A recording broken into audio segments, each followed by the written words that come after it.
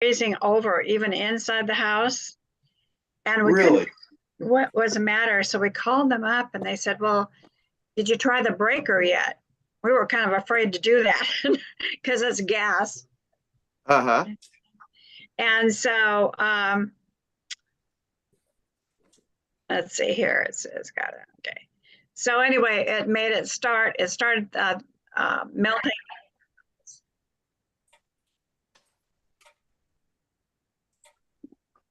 I think you have a quorum and you're all set to go on YouTube and on Zoom. So whenever you're ready, Dana. Okay, great. Thank you so much. And I know Jerry is trying to join us as well. Oh no, there he is. Okay, great. So all right, so it's 4 o'clock. So let's go ahead and get that meeting started. Do we have any visitors today?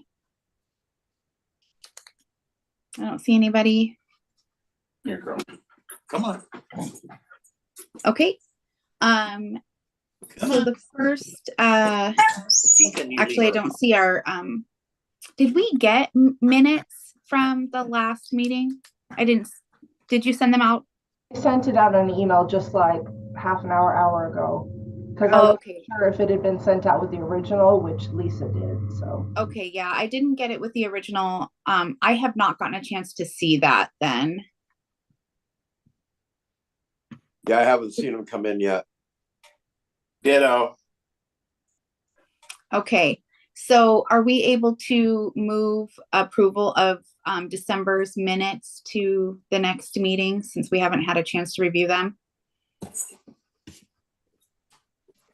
Yeah. Okay, great. So we'll go ahead and do that.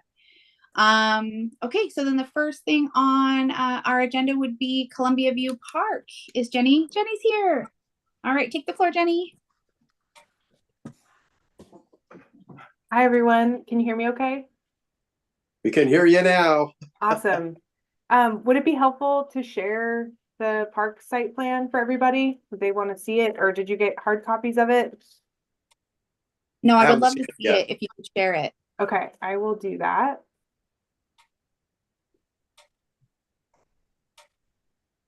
I just ran downstairs and then came back up realizing that this was on Zoom, so bear with me. It looks like the host has disabled screen sharing.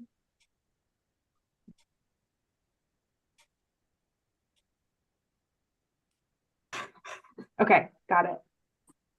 Thank you, Lisa, I'm assuming, or whoever is doing that. Oh, Melissa, hi, thank you. Okay. You all see the site plan now? Mm-hmm. Awesome. So as I think we mentioned last meeting, we were going to rebid the Riverwalk to focus on just the Riverwalk portion of the park and cut out the amphitheater stage and the playground for budget reasons. We're hoping to keep the project within the $3 million construction budget we had allotted. So I didn't really have a formal presentation other than just to give you guys this site plan that the council looked at last week. And I recommend looking through that meeting. They had a pretty lengthy discussion and answered a lot of questions about the funding sources for this project. The mayor was talking about the flexible lawn area next to the playground and being able to have playground features in that area in the future. Some of the counselors also talked about, could we use the stage design that we've worked on in the future in the park? And the answer is yes. If you kind of dot in where the future stage was, you can still accommodate it when funding is available.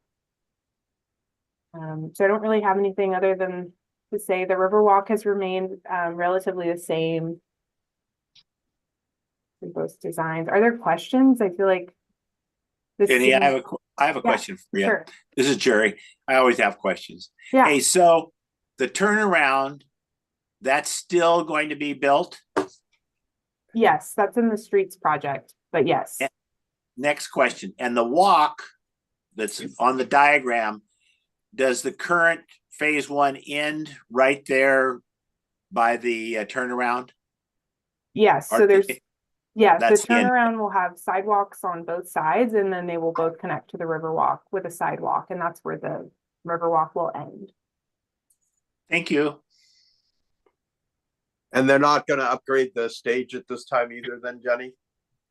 That's right. So if we do any upgrades to that existing stage, it would be done in it would be just to keep it limping along for another season. But there's no plans to utilize, parks Okay. funding to do that. Okay.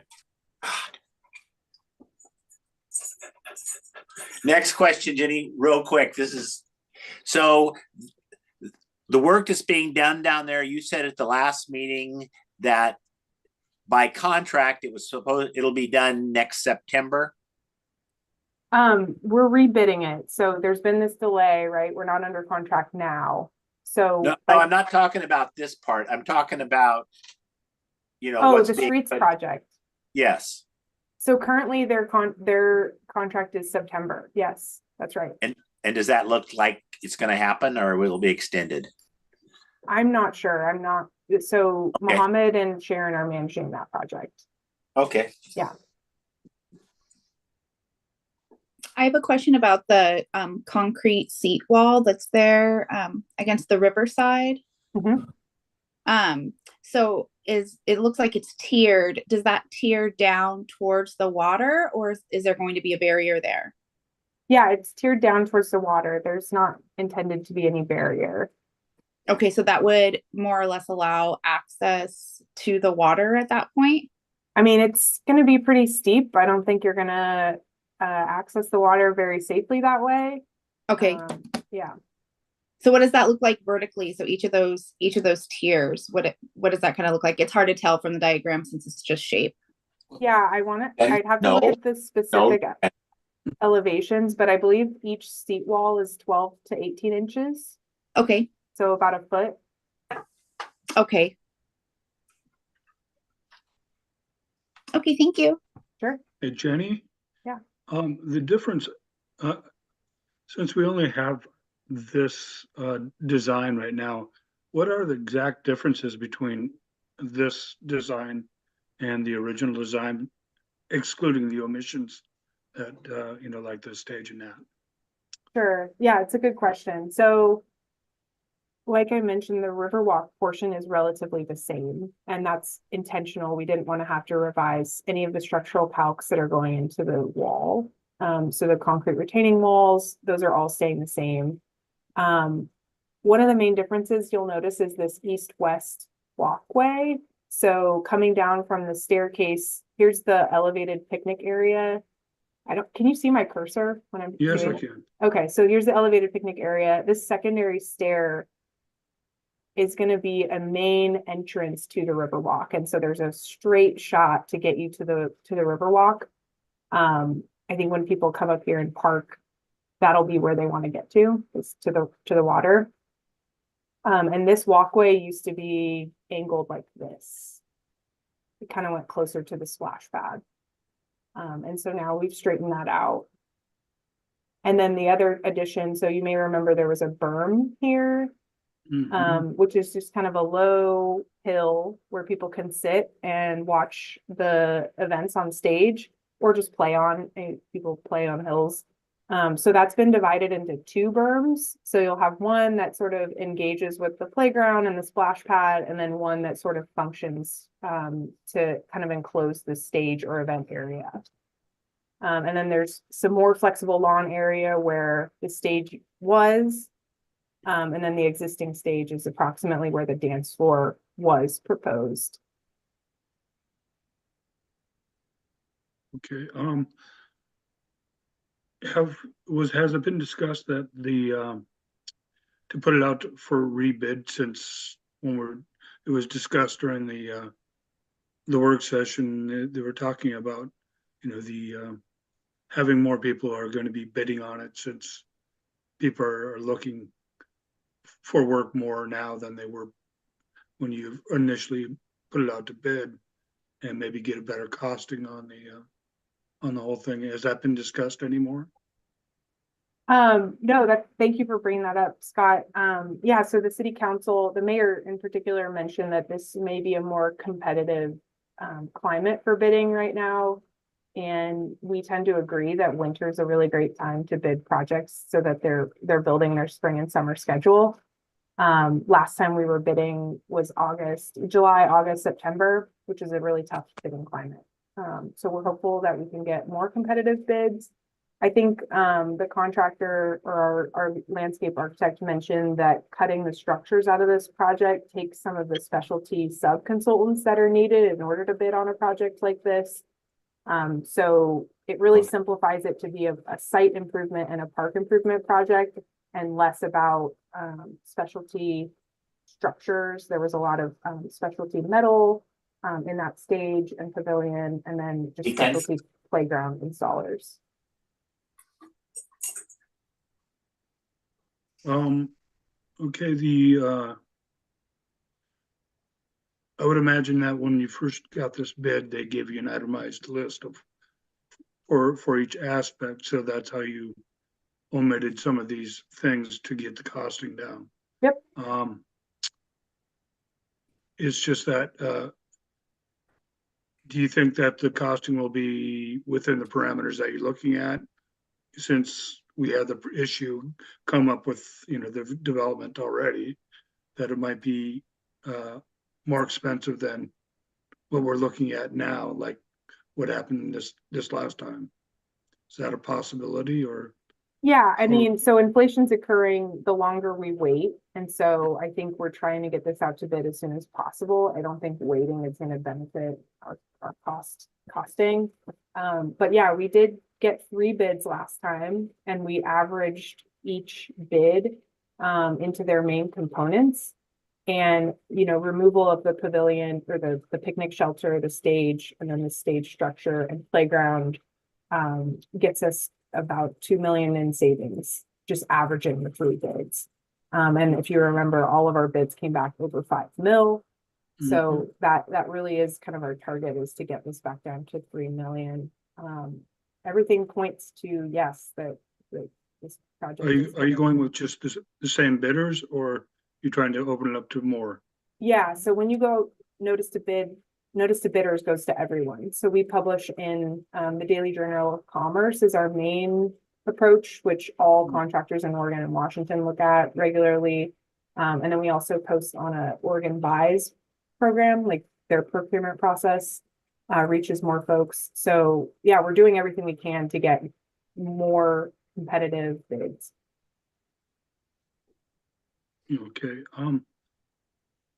Not to put you on the spot, but I'm wondering how this got scoped to, with this new design. Did you put it out to them and say, go ahead and see what happens, or to get down to it? Or is it something that the city gave them parameters that you were looking at for a redesign? Yeah, well, the Riverwalk component is the main feature of this project and has been since the beginning. That's the component that this project began with. It's the component that we wrote the grants for. And so our guidance to the consultant as they redesigned the park was, what are the main elements that we need to get the Riverwalk in place? And so that's kind of why you have these internal walkways that lead to the Riverwalk being included in the project. But really this is like the bare bones to get the Riverwalk moving forward. Okay. Did that answer, Scott, or is there another kind of question unanswered there? Well, I was just wondering, how the design got to the way that it is now. I'm just wondering how that we have something different. It's just not the omission. It's just there are different components now to it. As you said, the walkway going down from the parking down to the Riverwalk, and then also the berms being split and that type of stuff. Also, as you said, or it was said during the last week during the work session, that the culvert is going to be reduced. Oh, the stormwater facility. Yeah. Yeah, so with less impervious surface, we have less need to treat additional stormwater, and so this storm facility may get shrunk, but in its location is still strategic in its outfall being near here. And also just the collection of all the impervious surface. It's in a good spot for that as far as grading goes. But yeah, that will be reduced in size. I think it will be pretty negligible. Okay, is it possible for, you know, as you say, you're trying to get this out from the work session, you're trying to get this out to bid by next month, is that correct? Yep, yeah, we're hoping to bid this in early February. Okay, and that is pressure prompted by, the grant, the local government grant, is that it? Is there- And the fact that the streets project is under construction right now and wanting to have less impact to the area in general, you know, if we staggered these improvements, there'd be more impacts to our event planning. But if we're working on the Strand Street, if we're working on the curbs up here, you know, there's some benefits of doing it all at once. Yeah, I can see that. Yeah. I'm just, you know, thinking that, you know, if it's possible to reapply or, you know, extend that grant if, you know, anything else were to come up or anything like that. Oh, if additional funding were required, Yeah, sure. are we at the limit with the local government grant? So they I do think there's- 1 year, yeah, they do 1 year extensions at a time. And so far we've been granted 2. And the program coordinator hasn't really given me a cap. But I Okay. think he wants to know that the project is still moving forward. So we would have to have an explanation about, you know, why we would need another extension. Certainly acquisition of additional funding would be a reason to extend a grant contract. And I'm referring, Scott, to the program that you've looked into, the local government grant Yeah. program. Yeah. I think the other one was you have 2 grants you're working with? Yep. Yeah, the other one is called the Land and Water Conservation Fund, also through OPRD.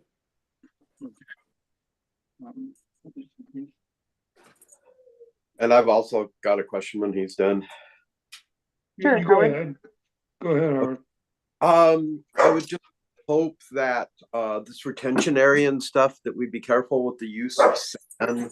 I know the retention facility down here in front of Nob Hill, they've had an incredible amount of sloughing on it from you just can't have a retention thing and necessarily build it with sand and expect the sand to stay there. So I hope that they're thinking of using something else in this area besides sand.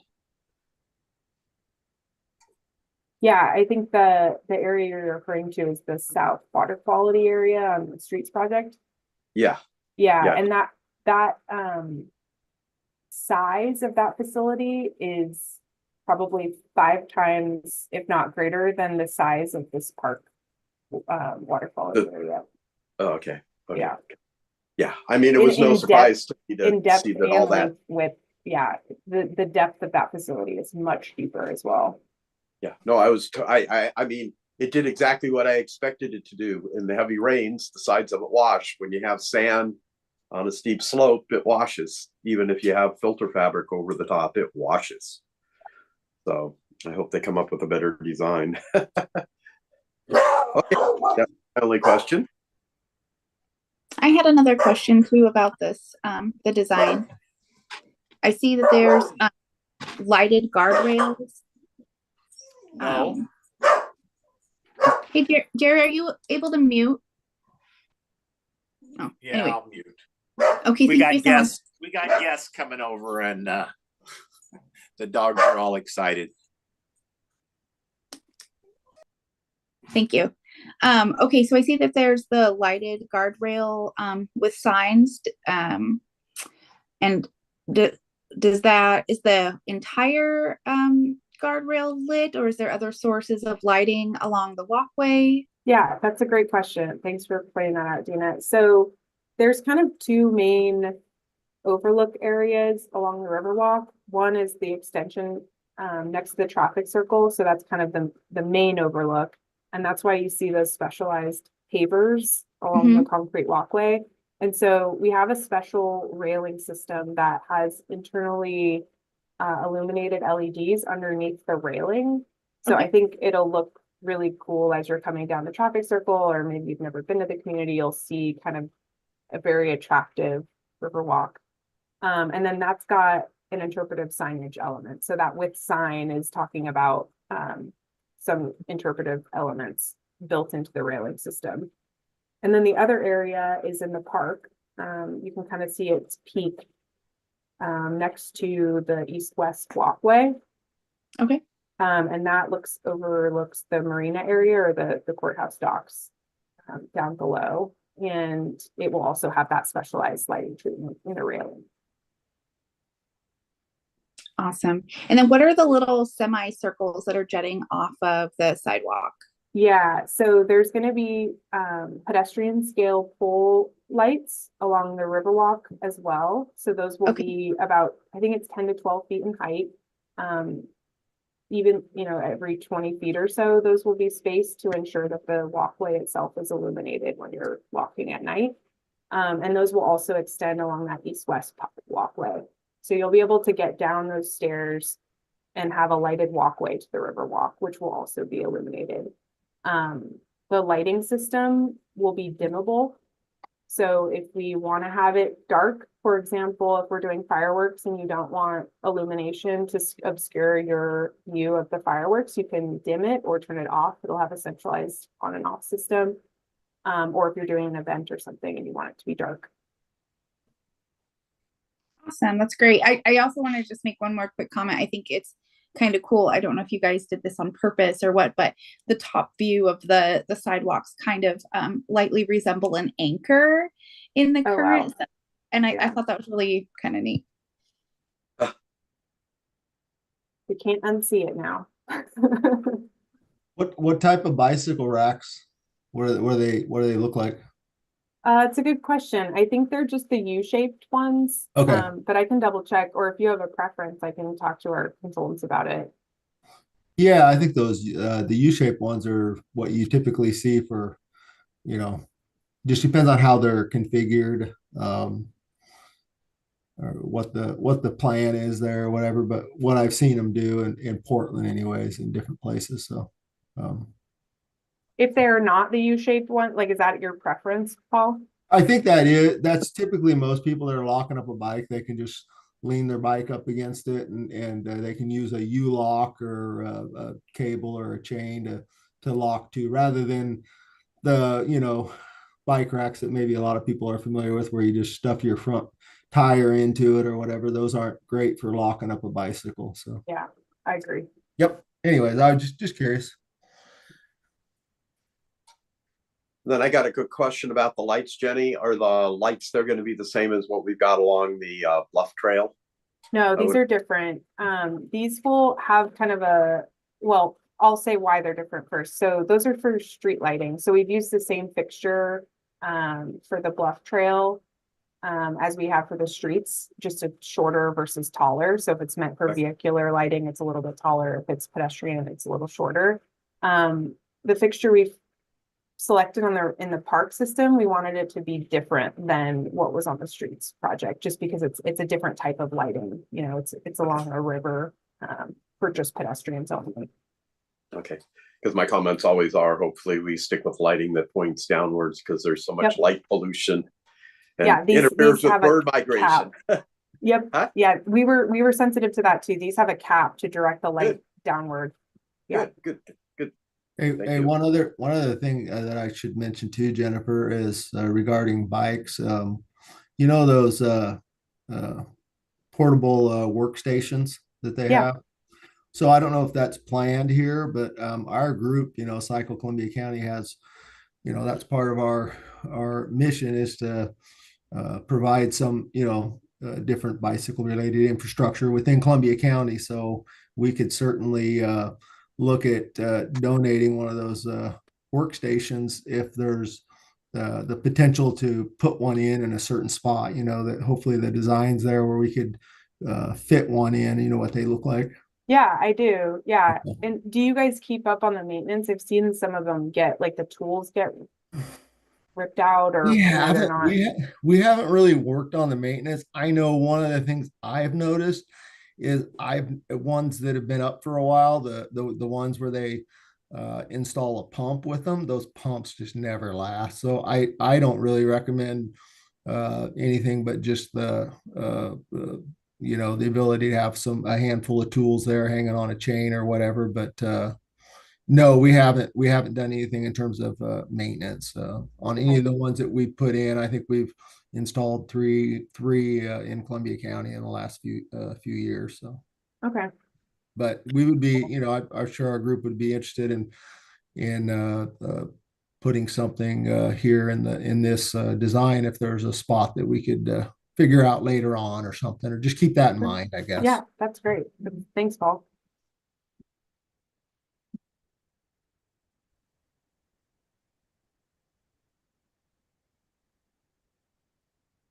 I don't think I have any further questions at this time, Okay, great. just to let you know. Thanks, Probably got everyone. one If last- you, yeah, and if something comes out, you guys all have my contact, so feel free to email me or call me if you have other questions too. I've got one last question real quick. My comments always are with the existing splash pad, since you guys are going to be splicing it or going around where it drains out, is there any chance we could use that water for landscaping rather than just dumping it in the river from the splash pad? Or Yeah. use it to irrigate the wet zone, the bioswale or something, So I don't know if you ever made it down to the park when the irrigation wasn't working, but the only area that was green in the park was the area surrounding the splash pad. So right now, obviously today, it just sort of sloughs and drains into the landscaped area. You'll notice there's landscaping on still the side where the splash pad will drain. We're not proposing to try to recirculate that water in any way. No. Yeah, I was just thinking if it could just drain into the lawn rather than going over the edge and going into the river, that, it could be hydrating something in the park rather Sure. than just being put in the river. yeah, right now it is currently doing what you're asking. Like it drains kind of in the, what would that be, south east corner of the splash pad. If you go there, that was the area that was still green. Okay, yeah, and I thought there was also a pipe that ran out to the beyond the fence and dumped the excess water that gets into, I think there's a little grading around the outside edges of that in some spots too. And I've Okay. always wondered if we could capture that water and, to have a drip irrigation system or something rather than wasting it. Somebody pays for that water, that it could Sure. be reused in the park, not human, nothing to do with humans, but I would think that it'd still be just fine to put in the plantings or keep the plantings somewhere growing better. So, okay, that was it. All right, thanks, Howard.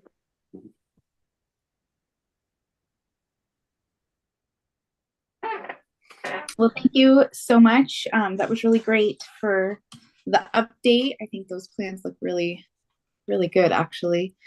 Okay, so the next item on our agenda today is chair and vice chair nominations for 2024. And so, is there anyone who would like to put themselves up for nomination for chair for this coming year? Well, I nominate Lynn. I thought this was all, we just, after your term is up, that Lynn would just slot right into it. Because that's, I think they do that on the library board. So that's kind of confusing to me.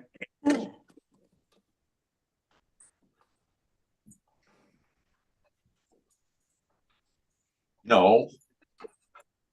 Wait a second,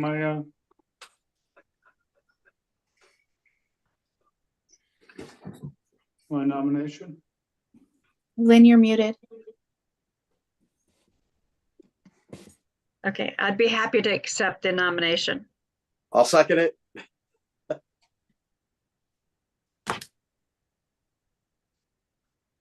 Thank you, Lynn. Here. All right, all in favor of voting for Lynn to be chair for 2024? Aye. Aye. Aye. Any opposed? Okay. All right, and how about for vice chair?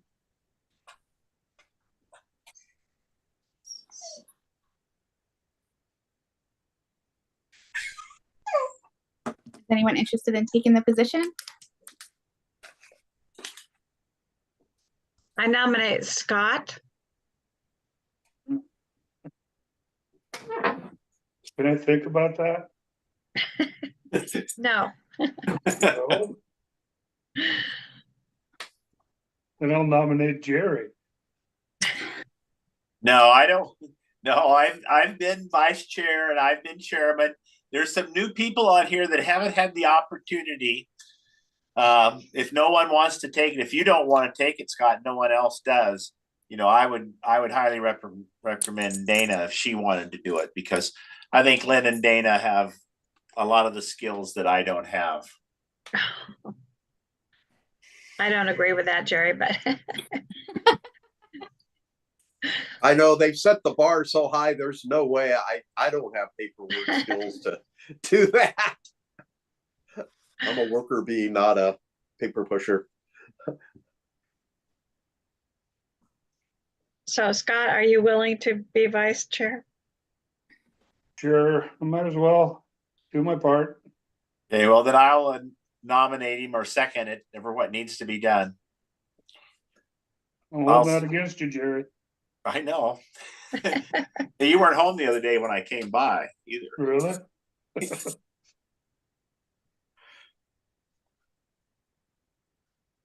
All right, so Scott's been nominated and I'll seconded. second it. Okay, and then all in favor of Scott for vice chair? Aye. Aye. Aye. Any opposed? Me? All right, congratulations to Scott. Beautiful. All right.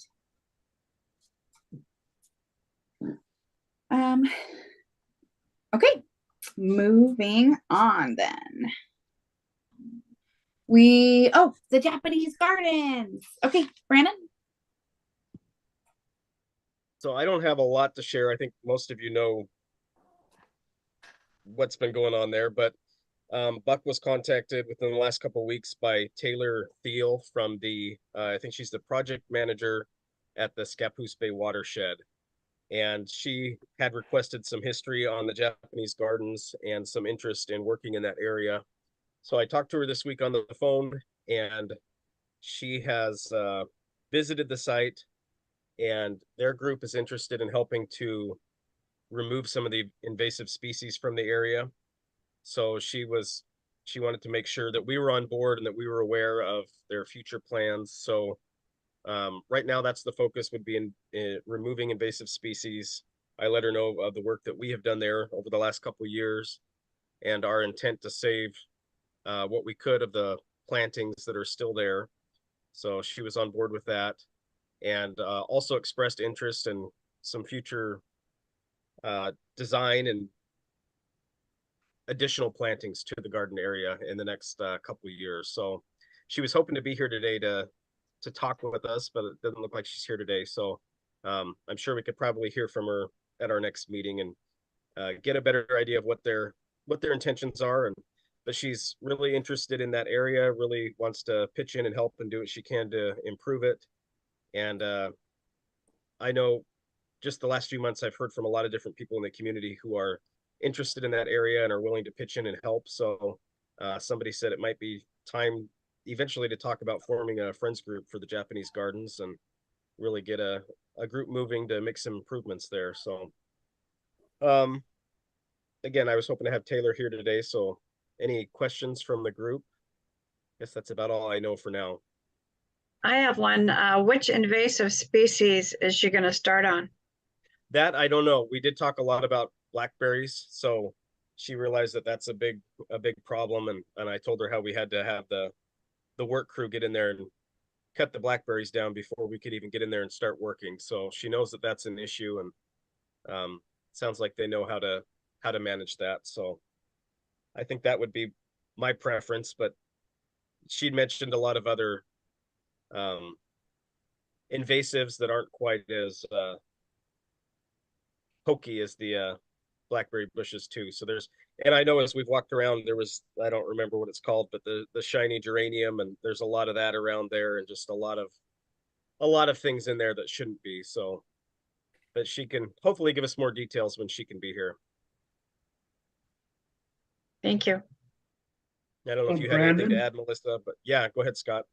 I was wondering if it'd behoove us to have do a map of what's there, with the plant and actually, the form of the garden of itself and whatever features might be there. So, to see what, how we'd like to proceed as we work on it. I mean, I agree with that. after we uncover everything, get it all plotted in, and then for the future design of it. I think that's a good idea, and I don't think it would take long because there's really not a whole lot left. So just that front portion where we've been working, but and I know in the past there had been some interest from the Portland Japanese Gardens in helping us design something there. That kind of has gone away, so we can talk about that and see if we want to reach out and try that again. Didn't you say that when they said, get back to us after you cleaned it up a bit? Yeah, I know initially in the first stages, we weren't anywhere close. Yeah. I think if, with a map, you might be able to, yeah, get more interest. They were excited. And then when I sent some pictures of what it looks like and they see this big blackberry filled thing, maybe they lost their excitement. But about a year later, I tried again and said, we've done some work and I think we're ready to move a little bit. And I never got a response. So I'm not sure if it was just bad timing or if it would be worth trying again and asking, but we talked about this too with Taylor this week, is that while we'd like to keep it somewhat authentic, it's probably not going to be the quality that you would get at the Portland Japanese Gardens, just because we don't have dedicated gardeners and people that are going to be spending their time there keeping it up like they do. But one idea that I shared with her is that the Seattle Japanese Gardens, they've incorporated a lot of native plants into their design. So that's something that keeps down the maintenance, and it's stuff that doesn't have to be watered regularly. And so they've remained somewhat traditional, but also incorporated a lot of native plants from the Pacific Northwest that you wouldn't find in Japan. So I think that's something that we could consider as well. Jerry, you got a question? Well, I'm sure you've covered this before, but I just don't remember. So I'm sure you've contacted the St. Helens Garden Club, and what is their commitment or non-commitment to that project? I haven't contacted them specifically about this one, but I know other projects, the Veterans Memorial and different things, they just said their volunteers are getting up there in years and they just don't have the capacity to cover as many projects as they used to. So I don't know if this is something that they would be able to assist with or not. Yeah, I'm part of the St. Helens Garden Club, and I reiterate just what you said, that they didn't feel like they could take on any more. In fact, they've dropped some of the parks that they used to do. So. Yeah, my comment is what you said earlier, that, maybe there should be a friends of the Japanese garden. I'd be willing to go down there and work, a couple days a year or more. So I don't know how you're going to get that started, but I do not want to be the organizer of that. And I don't know either where that should come from, if that should come from this commission through the chair or how that works. I don't know how was your— Gotta find someone who would love to gotta find somebody who'd like to ramrod it, and say, hey, I'll take it over and try to get some work parties going.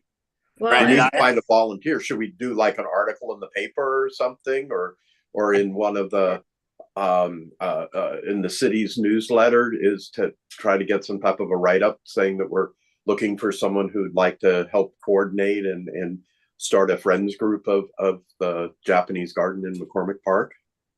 Well, that's what I was going to say. The same thing you said, Howard. You know, to get some interest. I know this is Brandon, not me, so it's easier said when it's someone else doing the work. But maybe Brandon could take some, get some old pictures of it, write a little article about how it used to be, because I'm sure that most people don't really know what McCormick was at one time. And then in the article, then just say, hey, we would like to get a group going if there's anyone that's interested in maybe running that. And I don't want to do that, but I think that if we had an article that did the history and everything, we might get some interest there. There's a lot of. I'm done. Photographs of that? Nothing as old as I would like. So I probably the earliest that I've been able to find is probably around 2000. So it's not real old, but it was a lot better maintained at the time. So it does give you an idea of what it used to look like. But I've looked for the last few years I was hoping for maybe some 50s or 60s images of it, but so far I haven't found anything. That's what I thought. I didn't realize, you had one from the 2000. I mean, that would work. But I'd be glad to well. work with Melissa, and we could work with Crystal about getting the word out there and see how to proceed with the newspaper and probably the city Facebook page and a few different ways to get the word out there. And then maybe we could have an initial meeting with this group and anybody that's interested and take it from there. Well, you can count me in. Just make part of the group. Yep. Thanks, Lynn, Jerry, everybody else. And I'm there too, probably. That's about all I've got about that. And again, if we can have Taylor come in the next little bit and share her plans, and I think that would be great.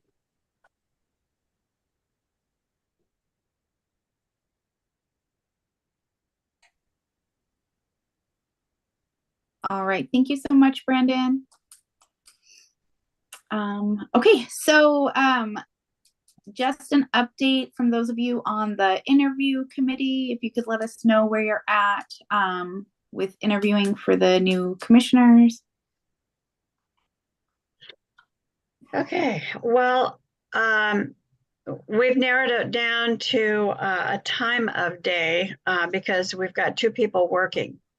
And so anything after 3 o'clock. And I sent the dates and times for the next couple of weeks to Melissa and to you, Dana. And so I just need to hear from if the 2 applicants are still interested. And so who will contact them? Is that you, Melissa? How did you send it, Lynn? Pardon me? How did you send it? I sent it by email. I didn't get that email. The dates and times. Okay, I'll resend that tonight Thank you. to you. Thank you. And Paul and Jacob are on the interview committee as well. And so those are the dates and times that I had sent you. But we just need to know if they're both still interested and if they can preferably meet on the same date. That would be great. But if not, we'll work that out. So.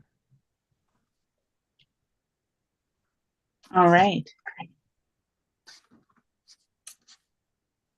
Okay, great. So then, budget items. Did you guys get a chance to write down some items that you were looking specifically to work on this year? I was hoping that Buck would be here so we could talk a little bit about pricing. Unfortunately, he's not. He's out. Okay. And Melissa, do you know when, I think I asked this last time, but I cannot remember when the budget is finalized for this upcoming year, when they're going to have those discussions? I don't have a finalized budget date, but the budget committee is meeting. I just saw that. Their first orientation meeting is this Thursday. Thank you. That's the And I first believe meeting. the new budget takes effect generally in July. Okay. Because what I was really hoping is that we could come up as a collective with a few things that we found were the most important to focus on for this upcoming year. And talk with Buck and maintenance and whoever else was needed to get the actual costs of what that would look like for implementation, and then write up a request for the budget committee to see if we could get that included for the or for the upcoming budget. And so that was really my hope. So were there any items that you guys thought for your parks or for any of the other parks, even if it's not one under your umbrella, that you think is super important, that you'd really like to see? I know for me, getting some signage at Civic Pride is really important. I think that that's one of the top on my list. And that's what I submitted last month. And so I was hoping Buck would be here to see if those had been ordered. And also we had one for the BMX track that needed to be replaced. Now, were those that you submitted for actual installation now with the money that we already had, Lynn? Yes, yeah. Okay, great. So we don't know whether or not he's made any progress on that. Mm-mm. No, okay. All right. So other than that, what do you guys have? I was hoping to get a little bit of money for a website. What the money is for is actually, I've been wanting to do a website for the parks for St. Helens, some that, has photographs and all that. And I spoke with Crystal about it, and we just do our bits, as I said last time, taking photographs of our parks and have a standardized blurb for what each park in that. And what she said the costing would be for updating whenever that happens and archiving. So it doesn't sound like it'd be that much, but there is some costs associated with that. I know we had that money from the t-shirt sale, and hoping that, a few bob could go towards that. And I'll try to talk to her about it, if that's okay, to get a idea of how much it would cost. I'm hoping Yeah, to would she require, sorry, would I'm she hoping to do require it for- Okay, I'm hoping to do it for a year or two before, until the budget for the city gets better, and then obviously have them take over that. It's just for a year or two for that. But I'm hoping, $200 around that figure. So I'm sorry, go ahead. I was just going to ask if she requires the actual updated photos and requested information before she could give us kind of an estimate of what that cost would look like. You didn't say, we didn't get into it that much because I just wanted to first try to, shake the bush for a little bit of money first before we got a little further into it, because I don't want to take the staff's time when, for things that might not even be worth it. Especially at this juncture. Yeah. They're stretched thin. Yeah, and I think getting some updated photos when the weather's a little bit nicer, or maybe when the flowers are in bloom, that kind of stuff. Perfect. Yeah, so maybe that's a project we can work on, throughout this spring, is really, finding some of our favorite views of our parks and working on getting some stuff written up. I think that would be fantastic. And okay. Any other items? And again, this is specifically for requesting for the budget. Jerry, you're muted.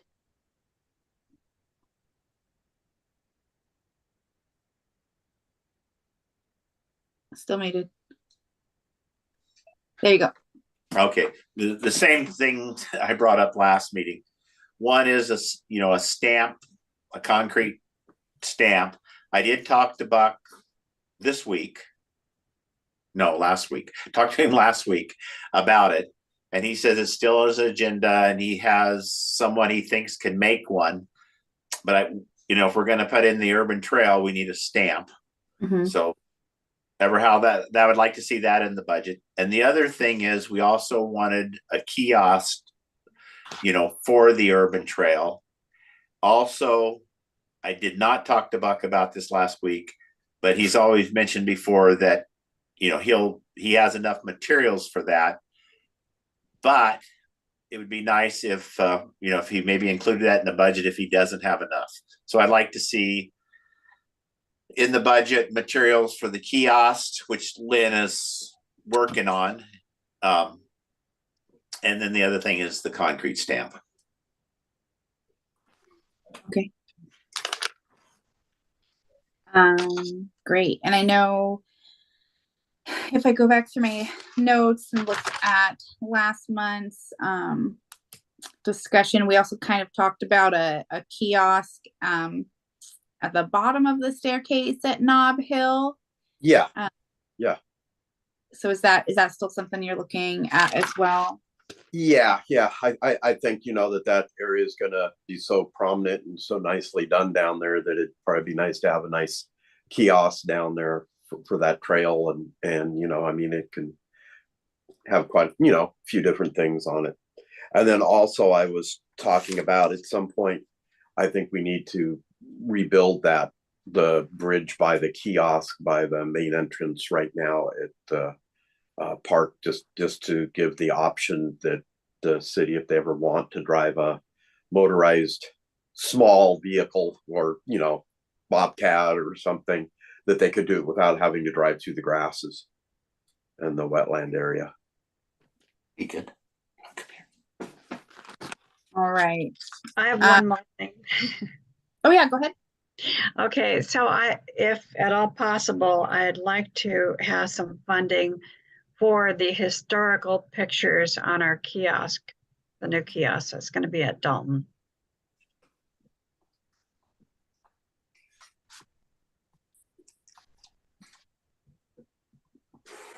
And do you have those pictures? The museum has them. Okay. And do you know what kinds of materials you're looking to have those made out of? They were suggesting, because the metal ones are so expensive, and I knew that we probably wouldn't be able to do that.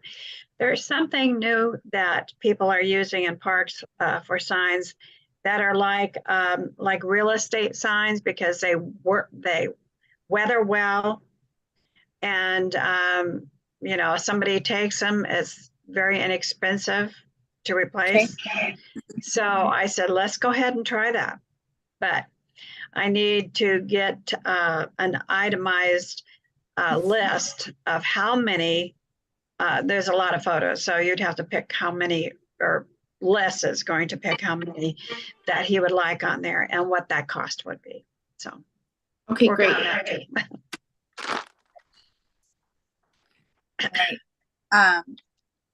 Okay, so, and then the other thing we kind of talked about was redoing the master plan, since it's been since 2015, right? Was the last master plan. Mm-hmm. Do you guys have any idea what the cost was for that project when they did the master plan in 2015? I know when they proposed doing this a couple of years ago, and when it was tabled, I believe the cost at that time was $125,000. Wow. Whoa. And is that Jenny did so much of that plan too, I want to say, when her. So sorry, I just heard you guys talking about that. If I may, too, the parks master planning is covered. It's an SDC eligible project. So park SDCs can cover the entire cost of updating a Parks and Trails master plan. So that's just an idea. How would we go about moving forward on that? Because I know we've talked about it a few times here as a whole, and it's been 9 years since the master plan has come out. It's definitely time for an update. considering where our parks are and where they're headed, and especially as we're becoming more proactive on requesting budget items and working for improvements in the parks. So how would we then move forward with getting funding for a new master plan?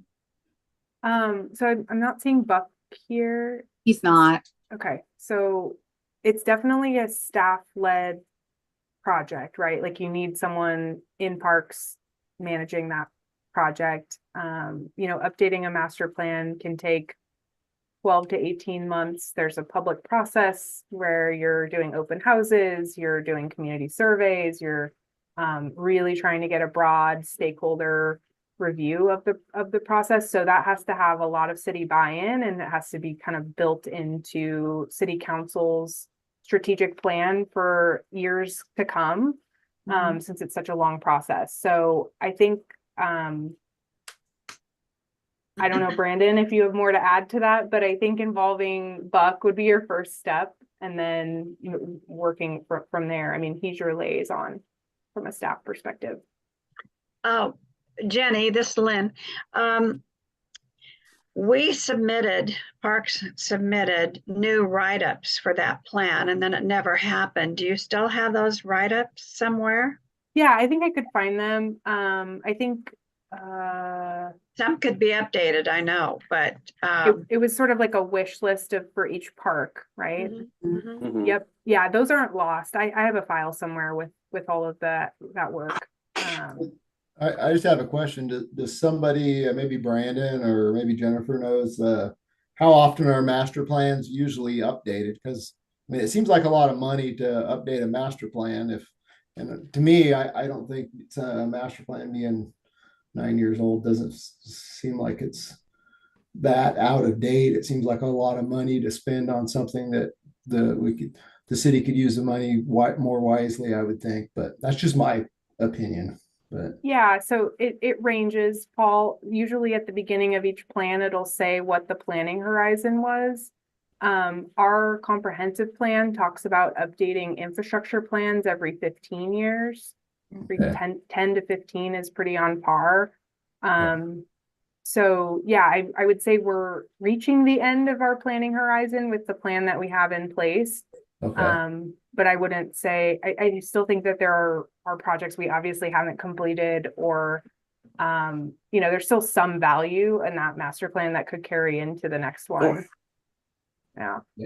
Okay. I would hope, It's gonna be- I would hope so, that hopefully it's just more of an update that we need to do to it rather than a full scale 100% start from Mhm. scratch, that that can be kind of the guide, the old plan.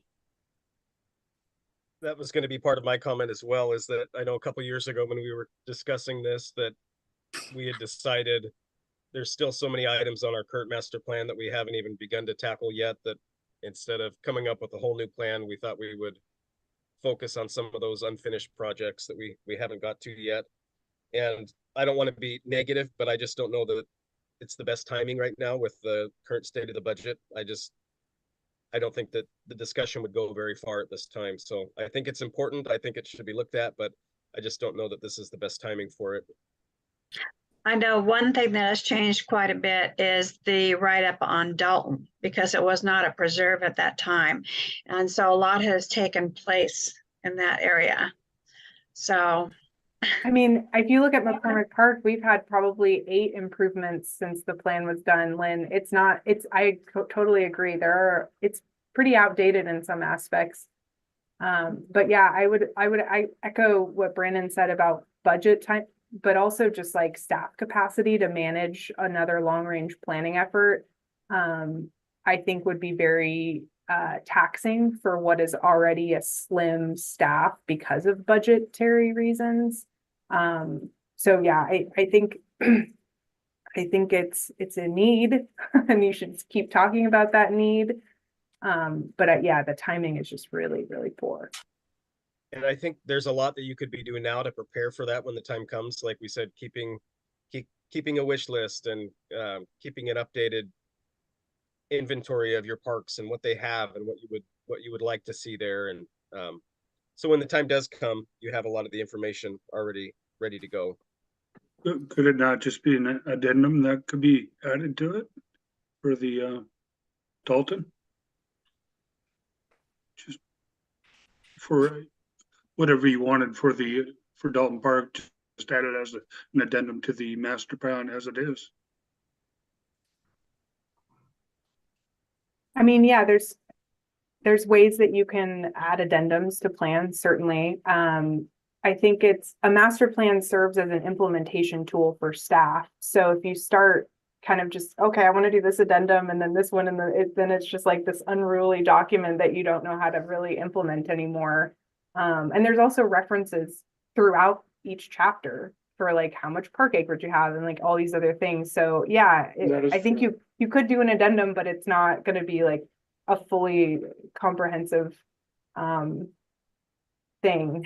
I understand that because I was just thumbing through the master plan about an hour ago. So Yeah. Well, thank you so much, Brandon and Jenny, for your guys' input on that. I definitely don't know the ins and outs and the amount of staff energy that's required for it. Hence why we have these discussions, and that's really great. And I do think there's still plenty that can be done that was already marked on the original master plan. I just also know that so much has been accomplished for some of the parks that it's definitely not accurate anymore, and knowing that it does take, up to a couple of years to complete, just getting those discussions started, and considering getting the ball rolling on a new one within the next couple of years, so that we can plan out the coming times. I do forget that right now is a bit of a tight financial spot for St. Helens as a whole, regarding budget. And I know we have a lot of projects going on in different areas that is taxing on the staff time, and it's great to be respectful of that. So thank you for the reminder. Yeah, and if you do hit a roadblock, like if there's a mission that you're trying to accomplish, a goal you're trying to accomplish, and it not being in the master plan is your hurdle, like chat with staff about that, because there may be a way around that or something. If you have an end goal in mind, hopefully the master plan being old is not the reason that you're not able to accomplish that.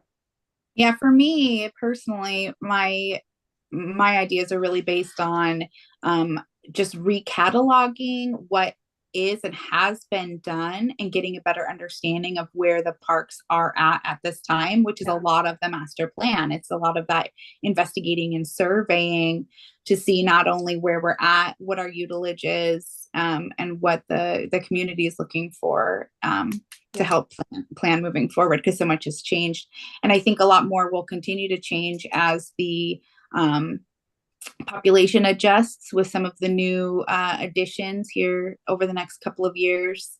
And so, yeah. Well, thank you guys so much. Okay, so as far as budget goes, then the big items that we have would be looking at getting some funding for the website update and maintenance for parks, the concrete stamps for the urban trail, the kiosk for the urban trail, the kiosk for the bottom of the staircase, rebuilding the bridge at the current Nob Hill kiosk, and then historical pictures for Dalton Lake. I did have a question, Jerry, as far as the kiosk for the urban trail, since they're just now getting bids out for the waterfront park, that Columbia View Park and the waterfront trail, it's going to be a while before that construction is completed and before we would have like a set place to put the kiosk. And so would you still want to move forward and request funding for this current budget season for that kiosk, since we may not be able to implement it within this next calendar year due to the construction, or would you want to wait until the next year? I would rather do it now. And now that they're totally redoing, the waterfront park there, you know, there's, you know, the trail, the urban trail is going to go through there. Mhm. So, you know, we might have to, the answer is yes. I'd like to see that get budgeted. I don't think it's a huge amount because Buck says that he has most of the materials there. Yeah. I just want to make sure that whatever we're actually putting in for, what we're looking to request for, that we are planning to implement within this budget year, right? So if we're going to be asking for money, I'd really like to be planned, set, and ready to implement those things. The signs, you know, the historical signs, those are easy to get going. We're definitely, you know, planning to move forward with those stamping for the urban trail, all that, those things we can use. The other kiosks and the bridge, those are all very easily implemented within this next year if we get, you know, the budget for them and staff availability.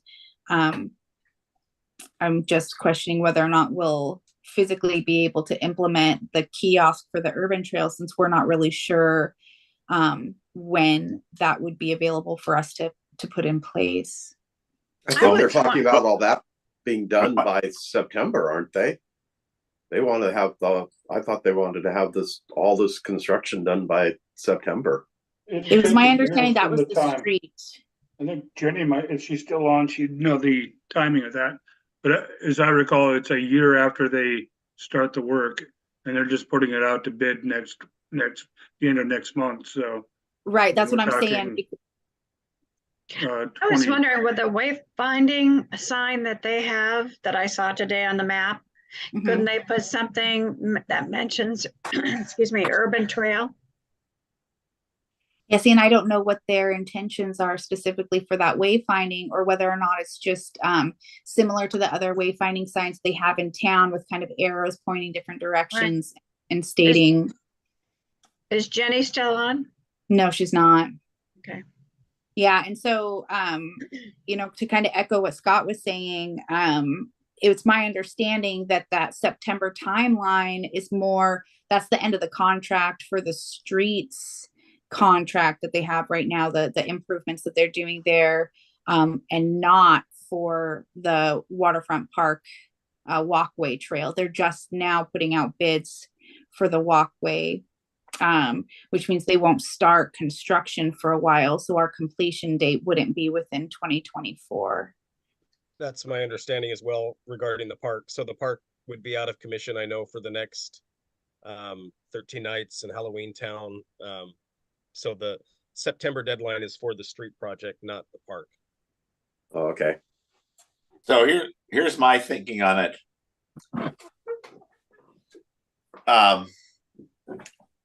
As far as where we're going to put the kiosk, originally, the current thinking right now, we were going to put the kiosk where the turnaround is. So when people could come in there and turn around. And right there would be the beginning of the urban trail. But looking at the diagram that Jenny had, we could move that to the edge, you know, of that project and start the urban trail there. I would like to see us implement the trail this fall when they finish the roads in there. So yes, we might have to put the kiosk just on the other side of the park for right now, because I have a feeling the park is going to be closed just like the road project is. And we could just start the trail there and everything, and the trail would be the same. And when the park gets completed, we move the kiosk or another kiosk. It looks to me like we'd probably only be moving it 30 or 40 yards at the you know, at the bottom of the turnaround. I would really like to see the urban trail get implemented this fall. We've been working on this for 4 years. And in the city, you know, it's not the city's fault. I understand they've had budget problems. They're putting in the streets. We can't do it because the urban trail is going to cross Plymouth Street down there by Nob Hill Park. But I don't see any reason why we can't put the kiosk in where I was just mentioning it, right on the other side of the park that they're going to be working on. Well, it looks like they're going to be making adjustments all the way over to that parking lot, like where the ramp comes up from the boat. No, I'm talking on the other side, Dana. Where exactly? Okay, so the map that Jenny was showing us, the diagram that Jenny was showing us early to begin with. Yeah. Mm-hmm. Okay, so you come down, well, there's the turnaround. Mm-hmm. Okay. And they're still going to do the turnaround. That Right. all going to be done. But if you go upstream, you know, I don't know, how far it is from the turnaround to the end of the park, but it doesn't look to me like it's very far. So that whole area is going to be closed while they're doing the project. Right. But the start of the trail would only be moved, I'm just guessing, 30 yards, 40 yards, 50 yards. I don't even think it's 50 yards, down, upstream. And then we could still, then the rest of the trail would still be the same.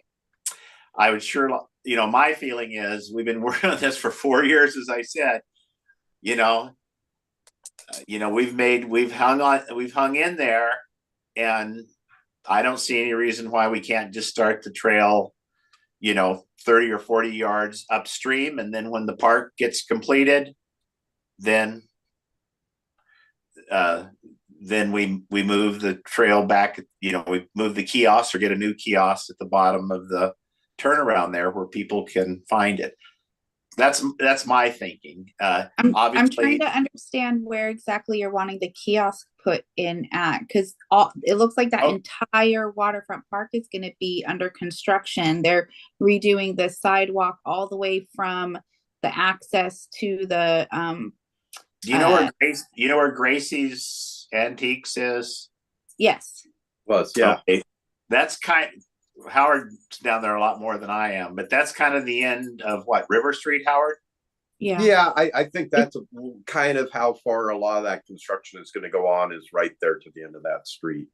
Mhm. So, we could So narrow start, we could basically start, we could put the kiosk somewhere in that area, either at the end of River Street there, but I was thinking more down on the waterfront, Mm-hmm.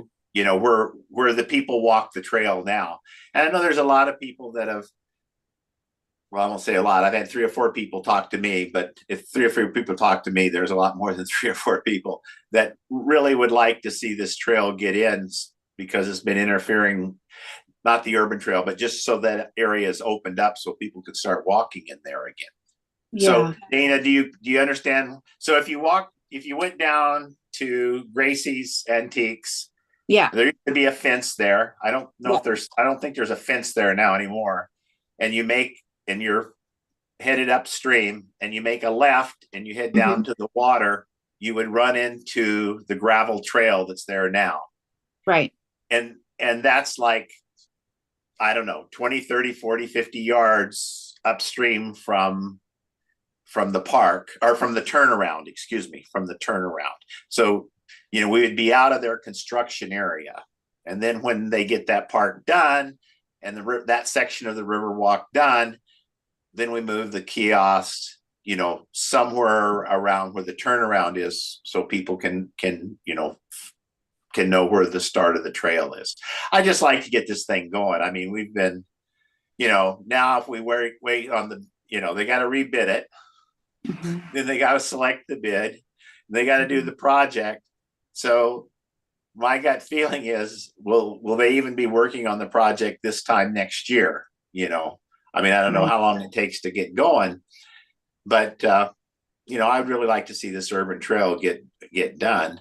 And I know that the mayor said, hey, we need to get it done this year. Well, we can't get it done this year because we can't go across Plymouth Street. Yeah, and I support you fully. I support the project fully. I'd really love to see it get implemented. I'm very excited for the progress being done on it. And the only reason I ask these questions is because I just hesitate, and it's my own personal hesitation, and I'll still, put this forward to Buck and talk about, materials with him and whatnot. But for conversation's sake, I worry about requesting funding for an item that we would be putting in place that could possibly potentially, I don't know the reality of it or not, be in the way for some of that construction because it is close enough to that area. I don't know how much space they're going to be closing off to do that round of the turnaround construction.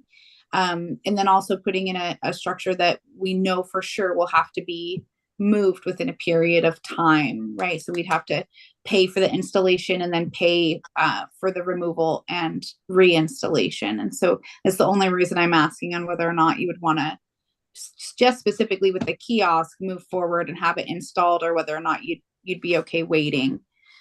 I know I think one we're thing gonna- that Buck said that it would be easy to move. Okay. So that's a positive.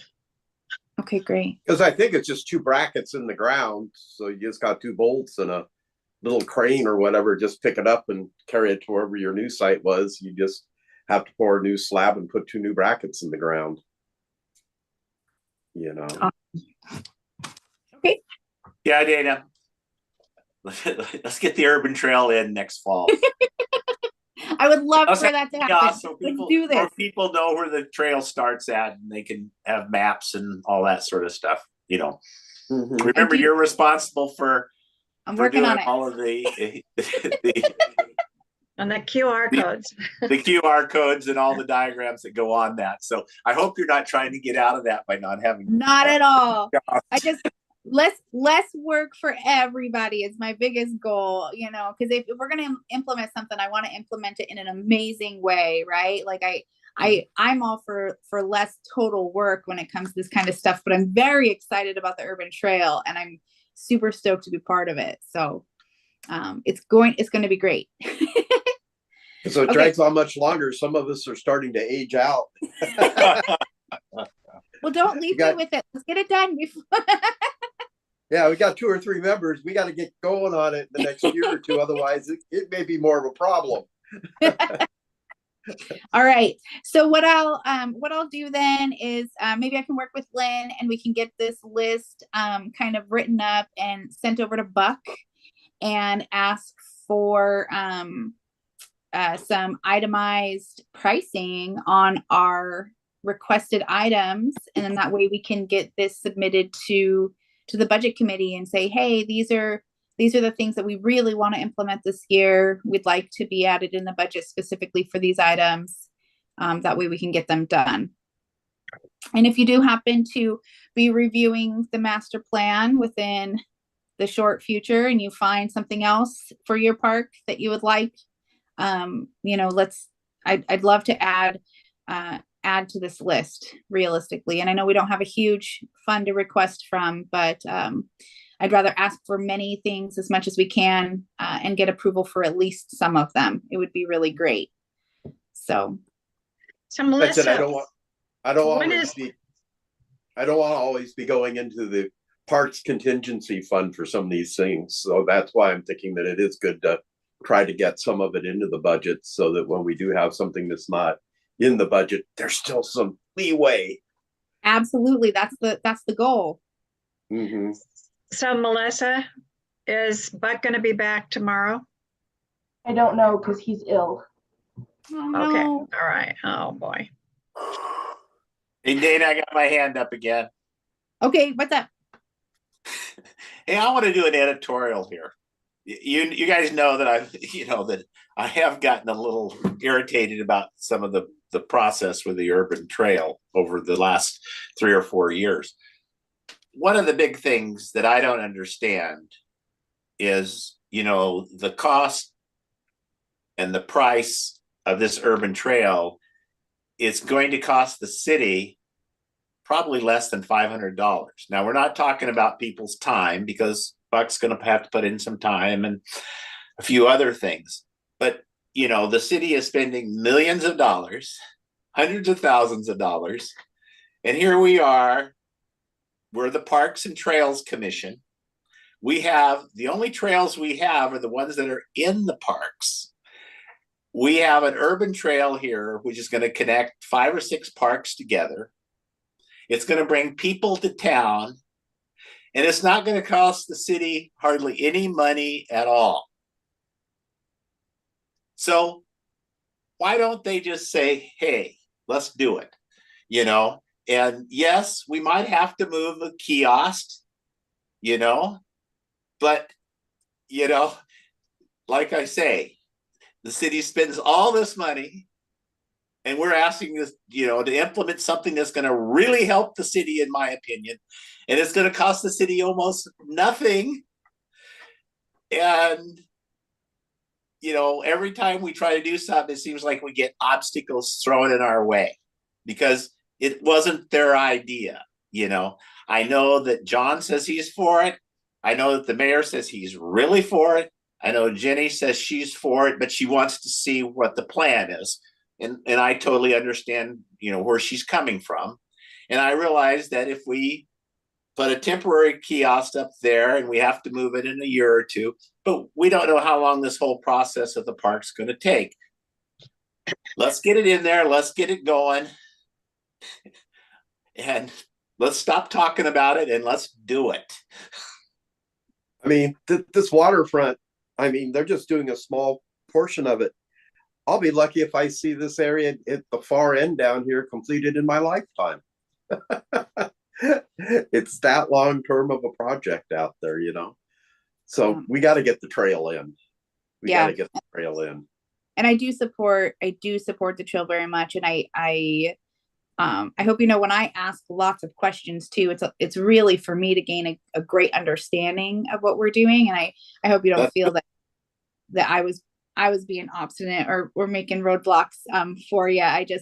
I try to foresee maybe what their questions or concerns may be and just really talk them out ahead of time before I bring it up to them, you know, because I want to remove any barriers that may be in place before they even happen, right? Get my game face on before I go ask for things, because then I get less no's that way. So thank you for everything. Yes. No, questions are good. I think that's great. Could there be just more than one start point for the urban trail? I think each park is a start point for the urban trail, and I would love to see something about it in every single one of the parks that it goes through eventually. I think that would be great. Yeah, if we had multiple start points for it, then we could get those in now. Yeah. Or at least one in. Yeah, and that's something else think, Jerry? that might be wise if we maybe at the next urban trail meeting we can talk about what kiosks and signage is already present at some of them, and then talk about adding in a little sign at each of those parks about the urban trail, because that's, you know, asking for half a dozen signs and just adding them into where there's already either a kiosk or a signpost, I don't think would be too much either. That's something great to look into. No, I like all those ideas, you know, and obviously once the trail, it's a circular trail, right? So people can start anywhere on the trail. And then we also have, you know, no, you got to go to the very beginning down there. You can't come in at a different point. There's only one way in. But when we put it, you know, when Dana puts it, you know, puts it on the internet, you know, a great place for it to start is, you know, there where the turnaround is. And we want people coming downtown. We want people from St. Helens coming downtown. We want people from out of St. Helens coming downtown and seeing how wonderful. I mean, I really think our waterfront is going to be one of the nicest ones around. It might be after my lifetime at the rate we're going, but you know, I think that, you know, the Riverwalk and all that it's just going to be absolutely fantastic. Yeah, I think so. Well, I've always said from you, Jerry, is that you're looking for something concrete to begin with, and if this could, you know, kind of just say, you know, you've marked the territory, at least with one sign, right? And you really can't go back on it. So it's just, we'd be adding to it then after that. Yes. Yeah.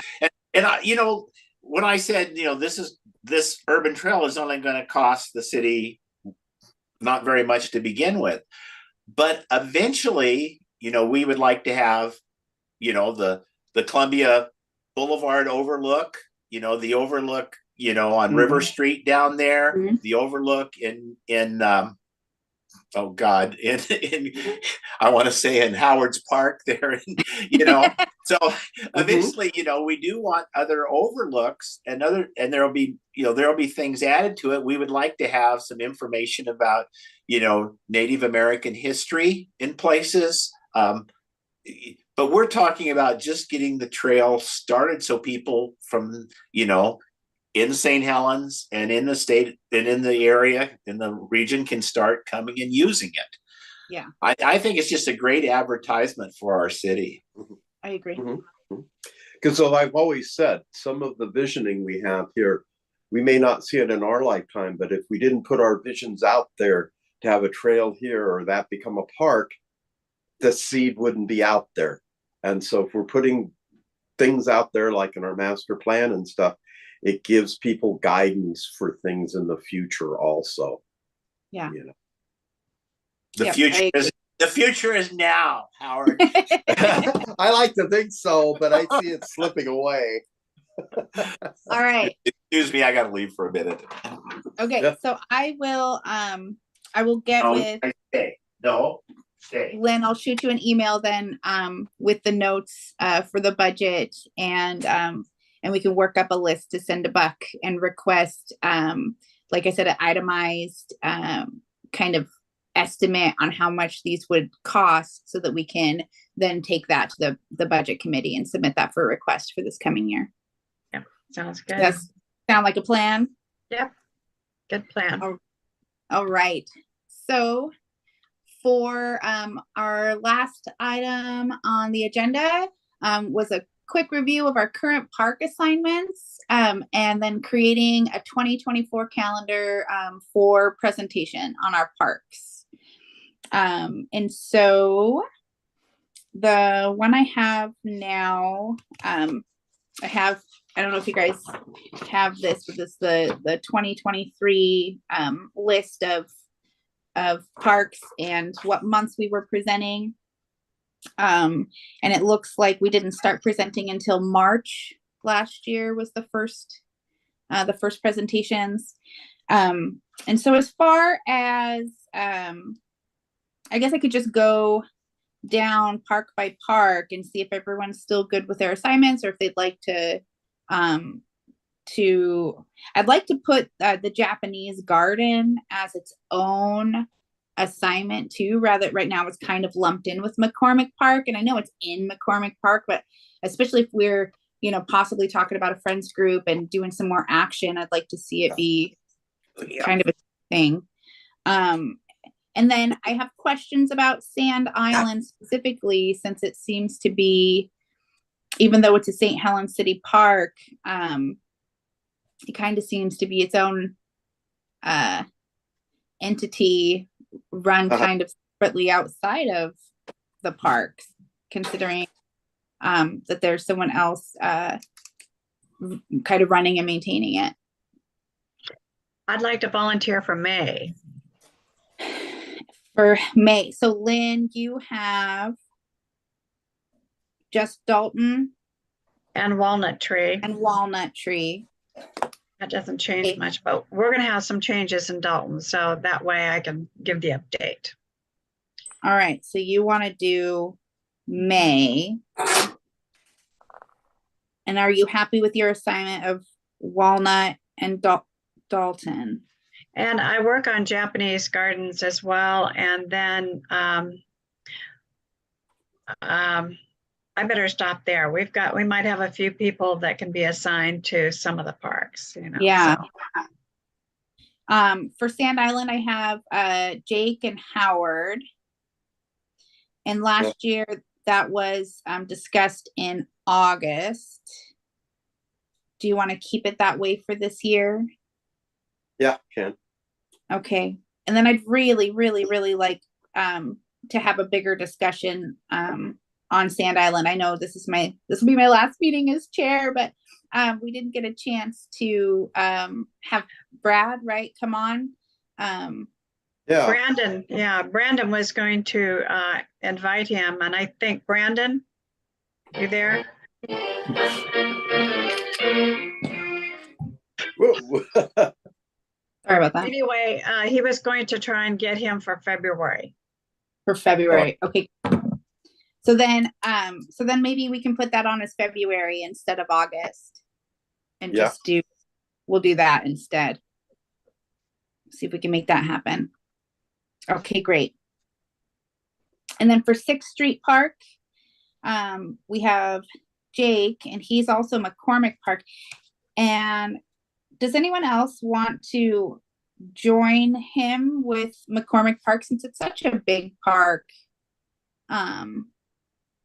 There's a lot that has changed and gone on, and growth, and the memorial, all of that. He's not here with us, so I can't see whether or not it's a heavy load or not for him.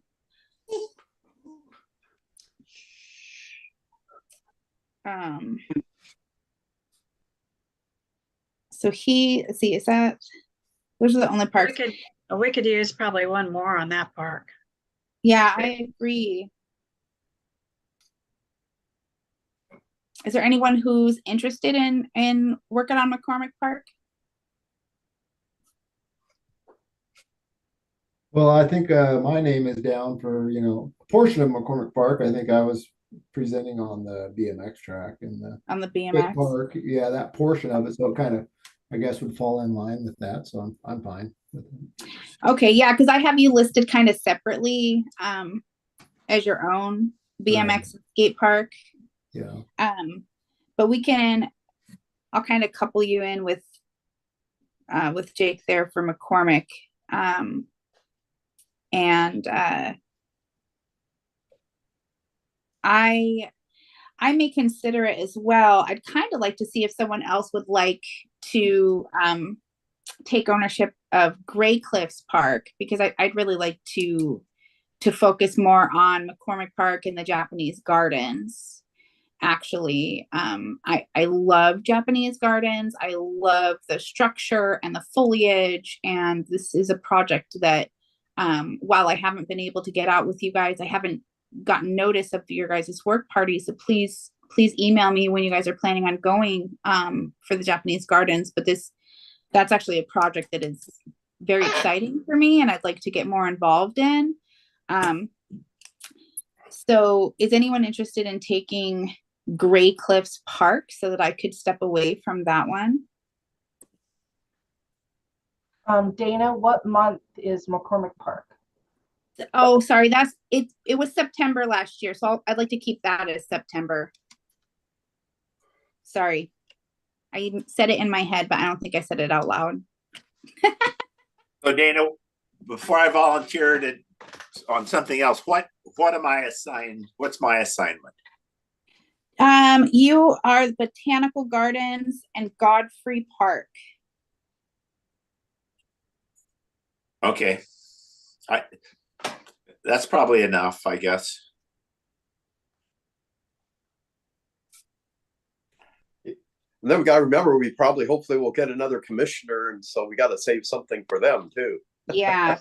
Well, we have Civic Pride Park as well. And So Brian too. He needs a park assigned. Oh yeah. Yeah. Well, I've been waiting to, I don't know how long I'm going to be doing this because I have to take vacation every time I go to these meetings, which I wouldn't have a problem with it, but I just don't feel like I know the city well enough to be productive. So, and then Lacey resigned. So I was like, oh, I'm not going to, so I just don't know how effective I can be. Anyway. Oh, are you considering stepping away? Is that what you're saying? I've been considering it because I'm taking vacation every time I attend these meetings, and I don't know what parks I'm assigned right now, and I just feel like I don't have enough experience or I guess knowledge of how this city operates and who the players are and who the stakeholders are. And I'm trying to learn. And Yeah. I got Howard and Scott are. But I'm just trying to. How do you guys even get your information as far as like what the community wants? I'm not even clear on that yet. Have you reviewed the master plan for the parks? The parks master plan, the one that we were discussing earlier. Okay, so what really helped me, and if it makes you feel any better, you're not currently assigned to any parks, and so there's nothing that you haven't been doing that you're supposed to have been doing so far. So don't worry about that. Okay. I highly recommend reviewing the master plan because that goes into detail for each and every single park, from back in 2015. Some parks have changed a lot, some have not changed at all since then. Mm-hmm. But it gives you the square footage of the parks, what amenities are present, what the common usages are, and what the future plan was for each of the parks as of 2015. And again, some parks have made progress towards those items and some have not. The two parks that are open right now then that would love some attention would be Civic Pride Park and the Gray Cliffs. I've been at Gray Cliffs has been my park for the last year, and really it's just maybe taking some time to walk through the park and assessing what it looks like, if there's any big needs that you see that need to be attended to, being aware of what was planned for it in the master plan and seeing if there's anything that you'd like to take up and make happen. Just paying attention to the park itself, and if you see a big need, like say it's being overtaken with blackberries in part of it, then maybe requesting a cleanup, talking to Buck and maintenance about, hey, I saw this in the park, can you attend to that? They're really great about doing most of it on their own anyway, but this is just kind of, in my opinion, is just kind of having an extra watchful eye of like, this is my park that I'm not mine, but like, this is the park that I'm paying a little bit more attention to so that we can make sure that they all get attention. Some of the parks require very little extra effort, and then some of the commissioners are extra zealous about additions to their parks, and you can see that each of us individually operate kind of differently for our parks, and there's no right or wrong there. I don't think. If so, I'm definitely in the wrong because I have not done a whole lot for my parks other than be present, I guess, and bring concerns in. And so you haven't been doing anything wrong. You haven't missed out on anything special. And I don't think that it requires too much additional effort or energy either, which is nice. Okay, I'm cool. I just feel like I'm floating in the wind. Just to it. Well, Brian, I hope you don't step away. I hope you keep up with it. Okay. Yeah, I just want to feel like I'm benefiting somebody, and and maybe this would be a way for you to feel like you're giving a little bit more to the parks. And so if you'd be up for it, I would love to give you both Gray Cliffs Park. And do you know where that is?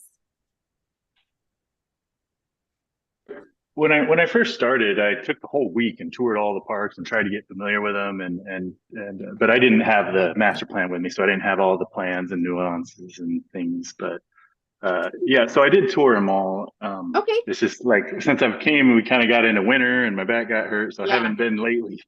Yeah, no worries at all. So I'd love for you to take on Gray Cliffs Park and then Civic Pride Park. I got it. And I think those are going to be great. And then, hopefully we'll be getting a new commissioner as well here soon. And it's nice to have a couple of people for some of the heavier parks. But I think those would be great for you. And then who does Campbell? I have Campbell Park. Oh, do you? But if you want to work on Campbell Park with me, I would love some teamwork there. I spend most of my time in the parks in St. Helens at that one, just because it's close to my house. Then if you would like Campbell Park, I'll swap out. I'll keep Great Cliffs because that's down near my shop and I can walk there, and you can take Campbell Park. That Okay. one, I would love to walk through with you then one of these afternoons and talk to you about kind of the history of it, some of the issues that I've seen and some of the stuff that we're working on. But if you'd like Campbell Park, I'll keep Great Cliffs and you can have that one. Okay. Sounds good. Okay. Dana, I think too, Yeah. Campbell Brian, and just- Civic Pride for what month? So let's do Campbell and Civic Pride. Let's see. Great Cliffs. Let me look real quick. Since we didn't have a month for Civic Pride, February, let's do March because that one's open now. And then that will give good motivation for Brian to take next month to review the parks. They'll be really fresh on his mind. Okay, and then Botanical and Godfrey for what month? So let's see. Let me make these notes real quick so I can keep track of where we're at. Campbell's. It's going to be Brian. That's going to be March. So, Oh. yes. So Dana, I thought Scott and I had the botanical gardens, or just me. I'm good with just No, doing that. Are you You- with me, Scott? I am with you on that. You do. So How I'm trying about to, Godfrey Park? Am So- I'm you're Columbia and Godfrey, and you presented in November of this Okay. year. Do you want to keep in November? yeah, I'm I'm good. Columbia. Okay. Yes, Jerry and Scott are Columbia, and No, Jerry's no. Godfrey. It's just me on Columbia. Jerry wasn't on Columbia. No, not Columbia View, the Botanical Gardens. Okay. Yeah, I might be saying the Yeah, botanical so the- gardens, and now am I on Godfrey by myself? Yes. Okay, So we'll do Godfrey I can and do both of those by myself, but if Scott's willing to help me, I like working with Scott.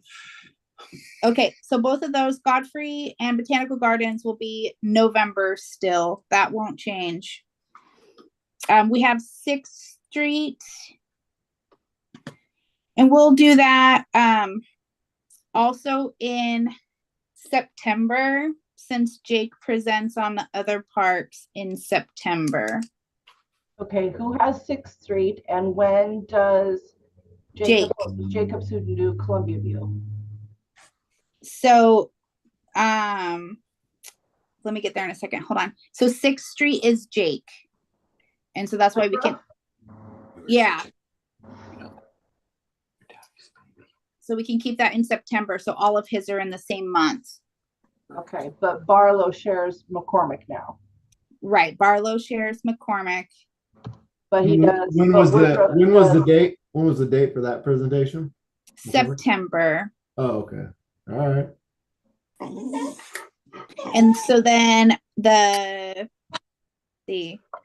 for Columbia View, it was it was planned for October. They ended up doing it in November.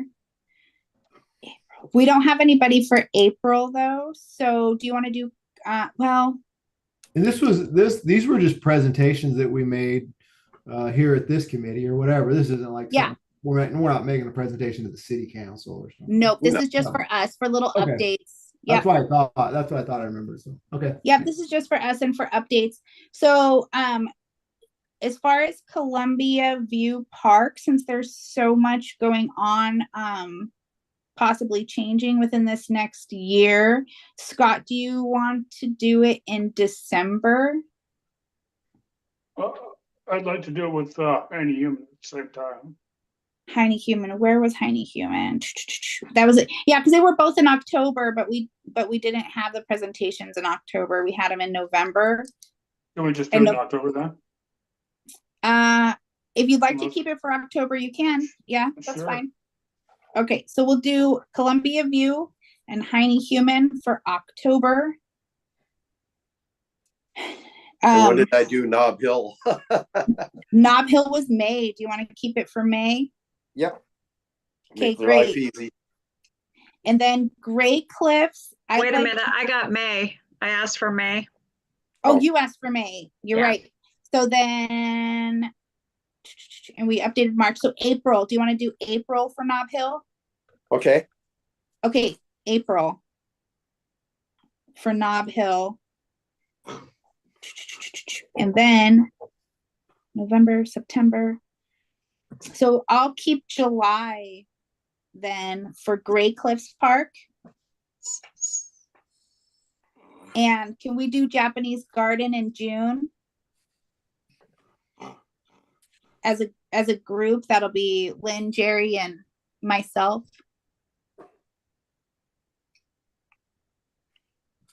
That'll work. Okay, great. I think that's all of them then. So just to cap, Sand Island, Jake and Howard, February. For Sand Island, okay. 6th Street, Jake, September. McCormick Park, Jake and Paul, September. Japanese Garden, Lynn, Jerry, myself, June.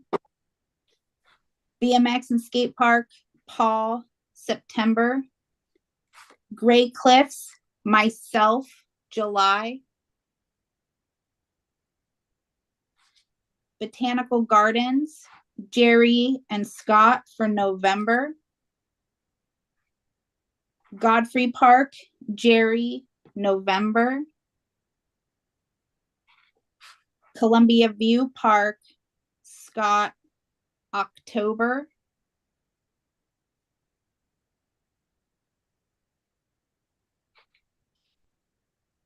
Are you caught up? Sorry, you muted.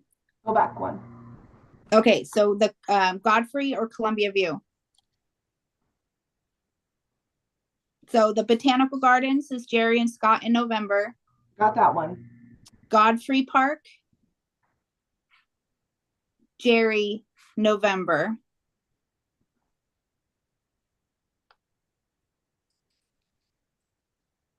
Got it. Okay, great. Columbia View Park, Scott, October. Campbell Park, Brian, March. Walnut Tree Park, Lynn, May. Dalton Lake, Lynn, May. Heine Human, Scott, October. Nob Hill, Howard, April. Civic Pride, Brian, March. And then Civic Pride can be open for any new commissioners as well to join on and to see if they'd like that one. And then Brian, I would love to meet with you sometime within the next couple of weeks. If you can email me and we can talk about Campbell Park, and I'll show you what I did for my presentation, which was super fancy when I first gave it. And that way I can just kind of be support for you for this, if you would like that.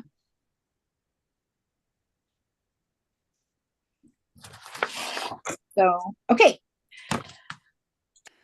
I think that's the end of our agenda items. And if I can pull up, I keep losing my actual agenda because my regular computer is closing out. So that moves on. We don't have staff today.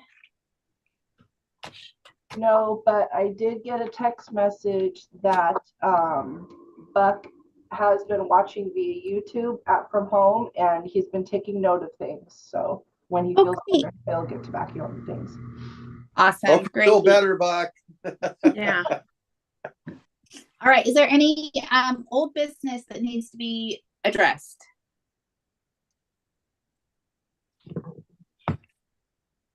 No? Okay. Yes, wait. Jerry. Yeah, there's two things I wanted to say. I think one of them you probably already mentioned, but we talked about Sand Island Marine Park, Yes. and we'd like to have, the city give us a presentation on that. And we'd also like to know, what the contract is and what the financial status is on that. So, we'll probably, we'd like to go into that in a little in depth. And we've been talking about this for, again, a couple of years, and we still haven't, got any definite. I'd really like to know what the financial arrangements are between the city and the park. I mean, I think I'm not saying we should do away with it, but I just like to, I'd like for that to be out there. And the other thing, this is more for Brandon, and just mention it. I don't know, Brandon we've talked a long time ago about renaming Columbia Botanical Gardens. And I know that Brandon said that, was still kind of interested in that. And I was just curious if Brandon is still interested in that. Yeah, I think it's definitely something to pursue, Jerry, just for the reasons we've talked about before. At first I thought, well, I'd like to get the buy-in of the people that actually developed the park. And when I did talk to Jim Davis, he said it was created with the intention of being a botanical garden, but it's never really served that purpose just because of its location. And a lot of the things that they planted there didn't survive. And the squirrels ate a lot of the bulbs that they planted. So it's always been more of a nature trail than a botanical garden. So I think not to say that it was not to mention that it was an old quarry and there's not a lot of soil there. Yeah, no, I agree. And when I was trying to speak a few minutes ago, Dan, my computer froze up, so I could hear you, but I don't think you could hear me. Oh. Brandon, Okay. do you think you're going to be able to get Brad for February? Yeah, if we're on for February, if that works, I will reach out to him and see if he can join us. Great. And and someone from the city staff also. Yep, we can request that. Do you have any preference? Well, financial contract. What the contract is, what the financial agreements is between the two parties. I'm thinking the city administrator might be more well-informed about this than our finance director. So I will reach out to both of them and let them decide who they'd like to be there. Great. I think that's a great plan. Awesome. All right. Any other old business before we move on to the counselor's report? Nope. Okay, Brandon, take it away. I don't have a lot. I think we touched on a lot of the things that I want to mention today. I wanted to make sure that Jenny was able to be here and present the Columbia View Park improvements to you. I was going to ask her that at our meeting, last city council meeting, and she had already planned on coming, so I was glad for that. Just going back to the discussion with you, Brian, I'm glad you mentioned it and brought it up. I think it just shows the need maybe a little better onboarding when we do get new members to the commission, just letting people know what they're supposed to be doing, and one of the big things that I see your role as is just being a voice for your parks, becoming familiar with your park. And that's not to say that you have to do all the upkeep and all of the volunteer work there, but just being a voice and knowing what that park needs. And if you have ideas that you think would improve the park, bring them to this group. Just that's what I see as the big thing. It's not all on you to do everything, but just know when to come to the group and ask for help and say, hey, I think this park needs this. Is anybody interested in pitching in? And that's the big thing that I see. And one way that I always tried to look at it is a lot of these smaller parks especially are easy to kind of forget about. So just make sure they don't forget about, make sure they're brought up and that their needs are being addressed as well. But you all do a great job. Appreciate all that you do. And don't know what our parks would be without all of you and your ideas and your work parties, and just appreciate you.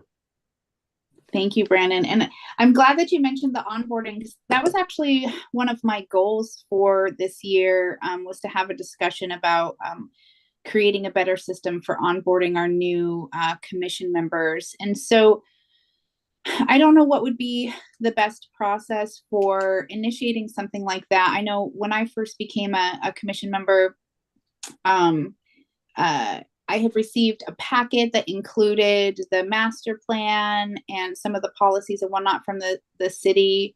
And I was going to have a meeting with one of the city staff, but they kept being unavailable and plans changed, so that never happened. So I know I felt like it didn't have a real full scale onboarding to the commission. I kind of had to learn as I went for that first year. And so what would be a great way to kind of initiate creating an onboarding plan and process for our new commission members?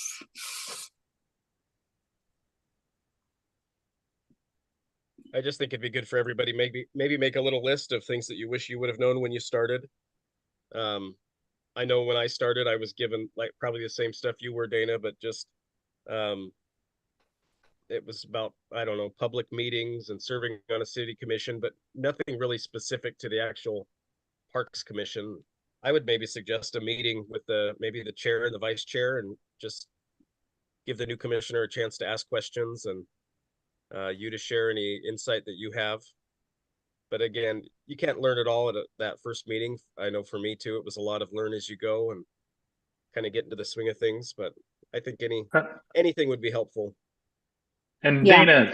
Dana was sending me emails, and I was communicating when I first started with what's expected of me and stuff. So thank you for that, Dana. I know one thing, when Kathy Payne sends out a notice that they need more applicants for the Parks and Trails, she'll include the links to the bylaws, to the municipal code that explains a lot of things, there too. I think there's one other I can't remember right now, but so she does a lot there in the initial email. A quick tour of parks and meeting with Buck would be something good too, Buck says. Oh, I think that's great. Yeah, that is good. I didn't catch that. Melissa, what did you say? A quick tour of the parks and meeting with Buck would be good. Okay. I think that's great. Yeah, I think that's a great idea. Mm-hmm. Because I know I definitely could have benefited, meeting directly with the staff and building that relationship. As a commission member, we're advocates on behalf of our staff and supporters for them. And so building that relationship from the get-go, I think, is super healthy and appropriate as well. So thank you for that. Too, it might be helpful during the interview process even to ask if they have they watched any of the Parks and Trails meetings, or what their experience is. Because I know some people, when they fill those applications, they fill in every box. Some people just do the Parks Commission because that's what they're passionate about, but other people, they'll do budget, parks, library, they do them all just because they want to serve. So some people might come in with a little bit of knowledge, and then others might not have any idea. Awesome. Do you have anything else, Brandon? Nope, I don't think so. Anything you guys want me to know? No, I don't. Other than getting the Sand Island squared away for February, I think that's the big takeaway. I know before we were putting it off because people were going to be gone, but if we're good for February, I'll go ahead and do that. Sweet, thank you so much. All right, do we have any discussion items? We have three minutes left. Yes. I'm gonna try to see if I can do this real fast. I thought I'd give you guys a quick recap. Caroline figured out how many hours we've done in the last 6 months once again. And me and her did 84 hours of our own time just in Nob Hill. And then on the 5th Street right-of-way trail, we did another 15 hours. So we've donated, just between us alone, almost 100 hours in 6 months. And basically it comes down to also, we had volunteer work party on the Nob Hill part was 31 hours. And we did a work party on the 5th Street row that was 25. So between those two, we've helped get 155 volunteer hours in 6 months to those two areas, you know. The other thing that I wanted to ask, I don't know if you guys, it predates some of it. Me and Caroline, a few years ago, we've been signing up with this group called Intertwine, which is kind of a networking thing of parks and stuff, and they charge us $25 a year. They haven't in the last couple of years. At one time, they said, the Parks Commission said that they just renew that for us. Caroline pays it and we could get reimbursed. So I don't know if anybody remembers that anymore or not. We don't necessarily have to spend a bunch of time on that right now tonight, but that's just something we were going to be asking about. The other one is I'd like to put on the agenda for next month would be has anyone been paying attention about parks, and that somebody won a lawsuit for somebody slipping on a bridge, and that has set off a huge thing in some of the parks where people are with liability and saying if people are recreating in a park, that's one thing, but if they're doing other things in a park, that could change its statistics. The if you can go back and look, Friday, December 22nd, there was an article in the Spotlight, and then I heard NPR was talking about it again today. So let's put that and have more of a discussion on that. The city has been aware of that. Yeah, so I think that the parks, we probably should talk about it a little bit more next month. Everybody can try to see what information you can dream up or research, so we can have a little bit of a discussion on what we think some of it could fall to, you know. And then one last thing, it was hilarious. Once again, we've had it about 3 or 4 times. Google actually, if people look for Warrior Rock Lighthouse, people all the time drive down Plymouth Street looking for Warrior Rock Lighthouse. Google actually says you can get there from Plymouth Street to Sobeys Island. So it's just kind of funny to run into people that are looking for Warrior Rock Lighthouse, thinking that Google said they could drive there from here. So that's just a funny one. That's all for now. Thank you so much. Anything else? No? Okay. Well, then I just want to give just a quick thank you to everybody There for letting new me. business? Can I have a couple minutes here? For discussion items? Sure, if you, whatever, Okay. however you want to call it. First, I want to thank you, Dana, for your excellent job as the chair. You did Thank you. fantastically well. Another thing I wanted just to mention for Buck, if he's watching or it's going to watch it, down by the river by the playground by Columbia View Park.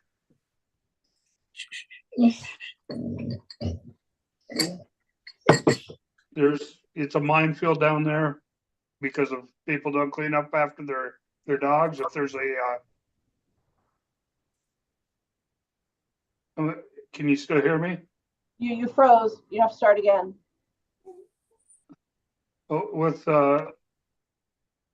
Buck, I mean, I was talking about the dogs that are on the park, walking by Columbia View Park on the gravel by the riverfront. There's a lot of well, people don't clean up after their dogs there.